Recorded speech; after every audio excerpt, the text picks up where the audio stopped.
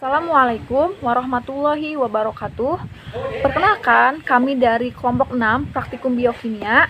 Di sini kami akan mempresentasikan uji Santo protein dan uji hidrolisis protein, di mana uji hidrolisis protein kami lakukan hands-on di rumah kami masing-masing.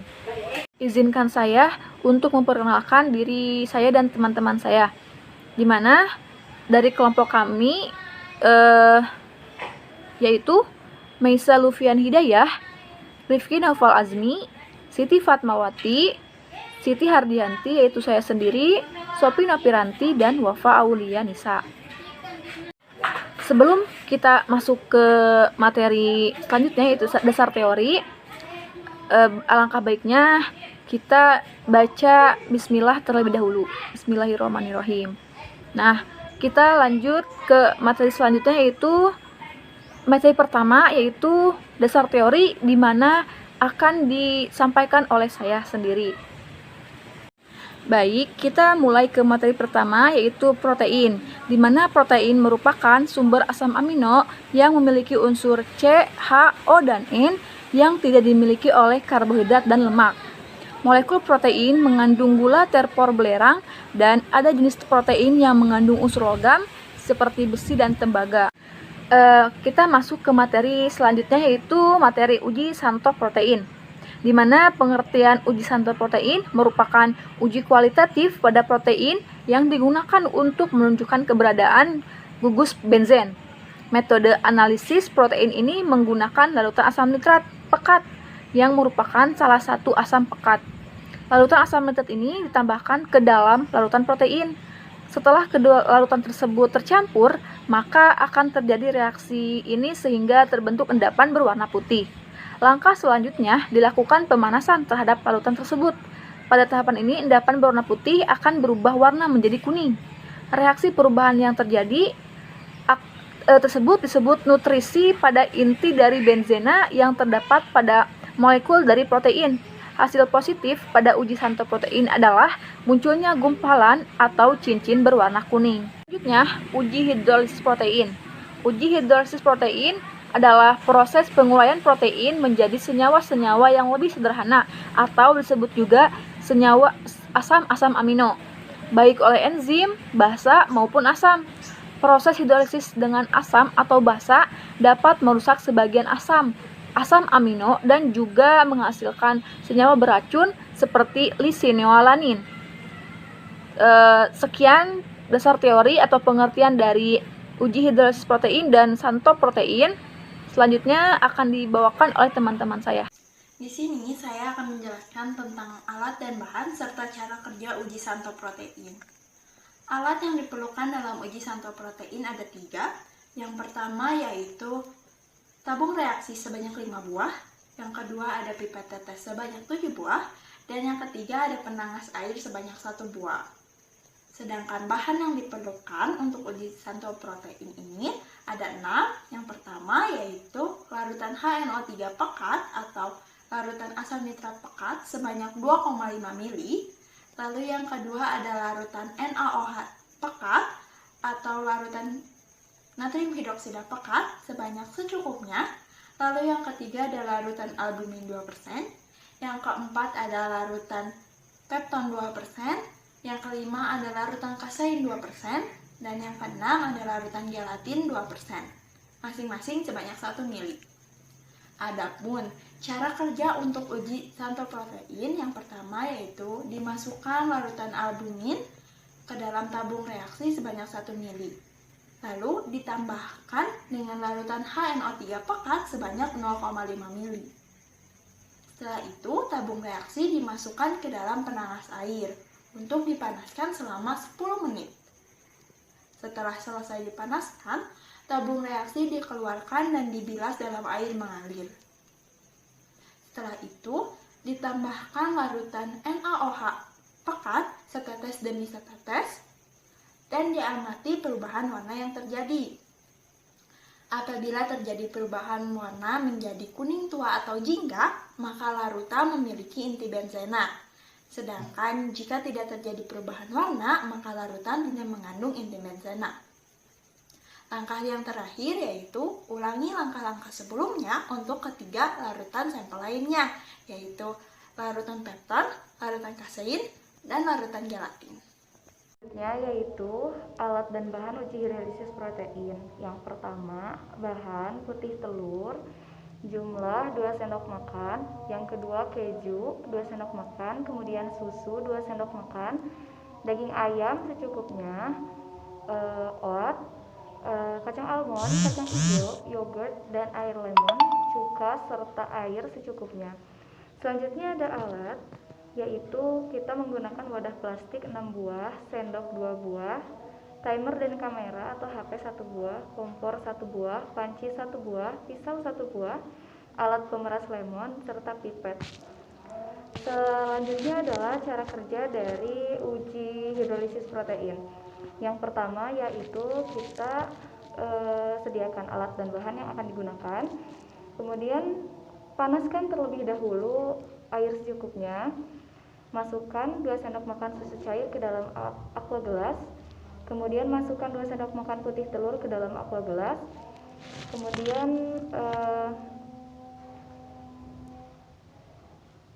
kemudian kita aduk dengan cara mencampurkannya, lalu masukkan susu, putih telur, oat ke dalam air yang telah mendidih.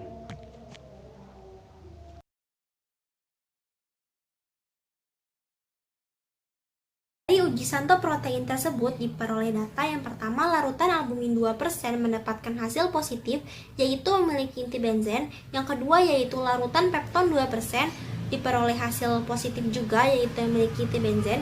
Yang ketiga yaitu larutan kasein diperoleh hasil positif memiliki inti benzen, dan yang terakhir larutan gelatin 2% memiliki hasil positif dan memiliki inti benzen. Jadi semua hasilnya didapatkan hasil positif. Positif pada uji santo protein adalah terjadinya gumpalan atau cincin kuning yang terdapat pada larutan. Seperti yang telah dijelaskan sebelumnya, dari tabel hasil pengamatan tersebut, seluruh larutan yang diujikan mendapatkan hasil positif. Artinya seluruh larutan seperti albumin, kasein, pepton, dan juga gelatin memiliki inti benzen. Nah, pada percobaan ini ditambahkan HNO3 yang berfungsi untuk memecah protein menjadi gugus benzen, sedangkan NaOH yang ditambahkan pada saat pendinginan di bawah air mengalir berfungsi untuk menitrasi inti benzen asam amino aromatik dan mempertegas warna kuning jingga yang didapatkan pada saat pemanasan. Sedangkan pemanasan sendiri berguna untuk mendenaturasi atau merusak protein agar mempercepat proses reaksi. Faktor-faktor yang menjadi kesalahan pada saat uji santo protein ini, yang pertama yaitu kurang bersihnya alat-alat yang dipakai, yang kedua yaitu kurang lama atau terlalu lama melakukan pemanasan, dan yang terakhir yaitu kurang telitinya pada saat melihat perubahan warna yang terjadi. Hasil uji hidrolisis protein sampel pertama yaitu putih telur, sebelum diteteskan cuka tidak terjadi gumpalan dan tidak berwarna, dan setelah diteteskan cuka menjadi ada gumpalan. Baik, di sini saya akan melanjutkan pemaparan dari Wafa, yaitu hasil uji hidrolisis protein. Nah, di sini ada uji hidrolisis protein dengan diteteskan cuka. Nah, di gambar kiri ini terdapat gambar susu yaitu berwarna putih yang sebelum diteteskan larutan cuka. Nah, gambar yang kedua yaitu yang di kanan ini susu berwarna putih setelah diteteskan cuka yang mengalami perubahan pada teksturnya dan terjadi gumpalan. Nah, selanjutnya di sini ada uji hidrolisis protein dengan penetesan cuka dengan sampel kacang hijau. Nah, di sini yang di kiri terdapat larutan kacang hijau berwujud cair berwarna hijau kekuningan sebelum diteteskan larutan cuka. Nah, di sini di gambar yang kanan terdapat gambar larutan kacang hijau tadi yang telah ditambahkan larutan cuka sehingga dapat kita lihat di sini terjadi gumpalan. Nah, lalu selanjutnya ada uji hidrolisis protein dengan pemanasan.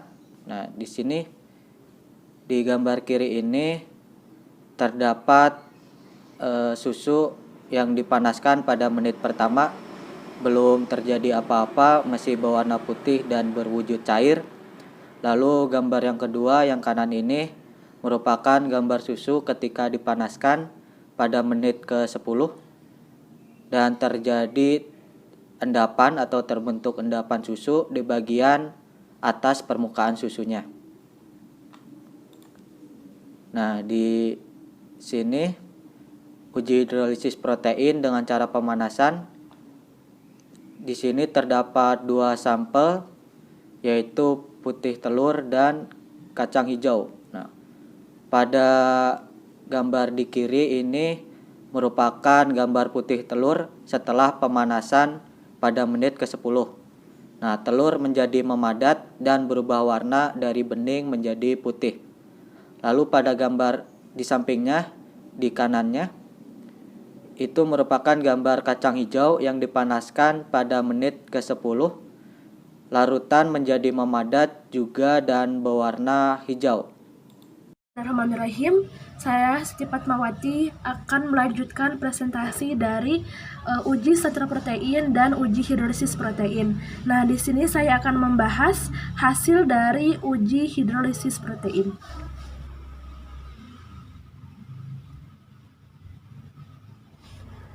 Pembahasan uji hidrolisis protein. Denaturasi dapat mengubah sifat protein menjadi sukar larut dalam air. Pengumpulan ini dapat disebabkan oleh beberapa faktor, oleh pemanasan, penambahan asam, penambahan enzim, dan adanya logam berat. Penambahan asam asetat dilakukan setelah pemanasan pada suhu 80 derajat Celcius. Pemanasan lebih lanjut dan penambahan asam ini akan menyebabkan denaturasi, yaitu rusaknya struktur protein sehingga protein akan mengendap. Metode ini menggunakan 2 cara, yaitu reaksi dengan asam dan pemanasan. Asam yang saya gunakan pada reaksi asam yaitu asam cuka dengan rumus CH3COOH. Pada sampel pertama, ada putih telur sebanyak 1 sendok makan diberikan 5 tetes cuka, menyebabkan terjadi gumpalan pada putih telur, baik setelah dikocok maupun sebelum dikocok. Kemudian pada sampel yang kedua, ada susu sebanyak 1 sendok makan. Ketika diteteskan asam cuka, tekstur susu menjadi berubah, yaitu rusak dan pecah. Sementara pada kacang hijau, 1 sendok makan, terjadi endapan pada larutan ketika diteteskan asam cuka. Nah, dari ketiga perubahan sampel tersebut dapat dilihat pada data hasil pengamatan. Ketiga bahan tersebut membuktikan bahwa sampel tersebut mengandung protein, endapan, dan gumpalan itu terjadi dikarenakan adanya denaturasi akibat asam. Kemudian, kita menggunakan metode pemanasan. Waktu yang saya gunakan yaitu selama 10 menit dan titik didih dari air 100 derajat Celcius. Sampel pertama ada susu dengan jumlah 1 sendok makan yang mengalami koagulasi di permukaannya. Struktur susu menjadi rusak akibat panas. Hal ini menunjukkan bahwa susu mengalami denaturasi karena mengandung sejumlah protein. Selanjutnya, ada sampel kacang hijau dan putih telur. Nah, kedua bahan ini saat dipanaskan terjadi beberapa perubahan. Pada sampel putih telur, saat menit pertama, sudah terlihat perubahan warna bening menjadi putih di bagian pinggirnya saja. Kemudian pada menit ke-10, putih telur tersebut memadat dan berwarna putih. Untuk kacang hijau, itu sama, terjadi perubahan tekstur yang semula cair menjadi memadat. Hal ini membuktikan bahwa keduanya mengandung protein dengan mengalami denaturasi akibat panas. Nah, kesimpulan dapat kita ambil dari uji sentra protein dan hidrolisis protein ini adalah kita mengetahui bahwa protein merupakan sumber asam amino. Kemudian, uji sentra protein ini merupakan uji kualitatif pada protein yang digunakan untuk menunjukkan keberadaan glucose benzin. Kemudian ada hidrolisis protein, yaitu proses di mana penguraian protein ini menjadi senyawa-senyawa yang lebih sederhana oleh enzim, basa, maupun asam. Sekian yang dapat saya sampaikan. Alhamdulillah presentasi dari kelompok kami telah selesai. Maaf bila masih banyak kesalahannya. Wassalamualaikum warahmatullahi wabarakatuh.